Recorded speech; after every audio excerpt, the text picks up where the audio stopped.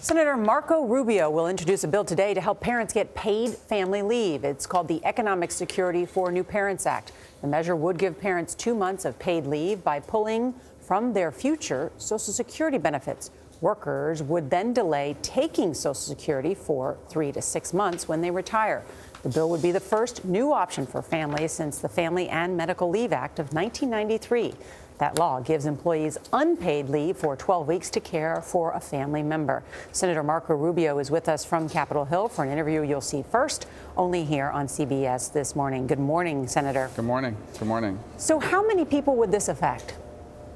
Well, it depends how many people want to take the option. Let me start by explaining the why. Why are we doing this? Because there's nothing we can do for our children that's better than allowing their parents to spend more time and be more involved in their lives, especially from their early days. I think it's wrong, and we all seen this, people that work somewhere and they have a child, and within 2 weeks of a cesarean section or 3 weeks of giving birth have to hurry back to work because they can't afford to miss one paycheck. In fact, it's startling how many parents, particularly first-time mothers and people who just have children in their family, go on public assistance because they lose their job or they can't draw a paycheck any longer. So what we are doing is we're giving people an option. No one's required to do this, but everyone will have the option of saying, I'm going to take some of my benefits, these are your benefits, not anybody else's, and take a portion of that earlier because I need that money now. Though people can do that now with 401ks. We should be able to do that with Social Security. Senator, I was fascinated to learn that it's estimated that just over 1 in 10 workers receives paid family leave from their employers.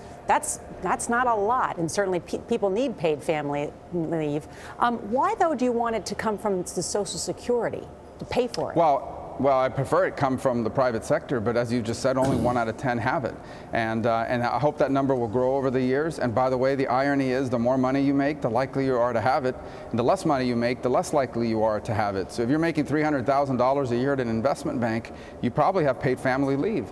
But if you're making $40,000 a year working for a small business who probably can't afford to provide it, you do not have it. As far as coming it from there, if somebody has a better idea, we're open to it. If they have a better idea that doesn't raise taxes, we're all open for it. But I can tell you that this is a real problem. If we are serious in this country about helping our children, it begins from the day they are born by allowing their parents to be involved in the early days of their lives especially, and that should not be a bankruptcy-inducing event. And this is one option that we think is pretty creative to allow people to take their money and instead of waiting 30 years to get some of it, take some of it earlier when they really need it. But Senator, isn't this really asking working class Americans to choose between retirement security and caring for a new child? No, ultimately right now they don't even have a choice at all of how they're going to pay for their bills at the front end. Many people right now, if you have a child, your job is required to give you 12 weeks of paid leave, but they don't have to pay you. So you're basically going to go without any pay for 4 to 8 weeks. Most people can't afford that. We have people going on public assistance. So this is just an option. No one is going to be forced to do this. Some people will decide they don't want to do it. It doesn't make sense for them. But it's an option that will be available for people that they don't have right now, because as it stands today, if we do nothing, you're going to continue to see, as you just said, 9 out of 10 workers will basically not draw any income during that period of time and causing real economic strain right now. Senator, President Trump tweeted yesterday that Attorney General Jeff Sessions should end the special counsel's Russia investigation. He's called it, again, a rigged witch hunt. Is that obstruction of justice? Well, I don't know what the legal definition of that would be with regards to tweets. I don't think that's ever been litigated.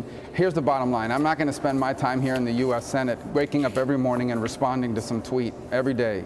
Okay, I know, that's what you guys are paid to do, and that's fine if it's something that's directive on public policy. But I'm going to spend my time in the U.S. Senate working on paid family leave. I'm going to spend my time in the U.S. Senate fighting against, the efforts of the Chinese to overtake us on the geopolitical stage. I'm going to spend my time fighting for the people of Florida and on issues that are important. And when something big comes up that needs to be addressed, we'll address it. My views of the Mueller investigation are clear.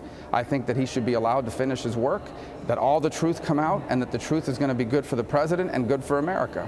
That remains my view. If the president has a different view, though, certainly that's his right, and you guys can ask him about it. You can ask the White House about it. All of our intelligence agencies have made clear that they believe that the Russians tried to interfere in our past election and that they are still trying to do.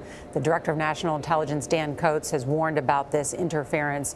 But you voted against election security funding yesterday. Why?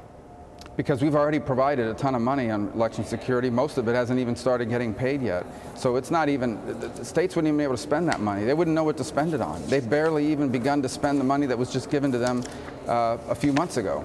So if more is needed next year, we'll provide more. But I can tell you, for example, the state of Florida initially wasn't even going to apply for the money available right now because they couldn't spend it between now and November.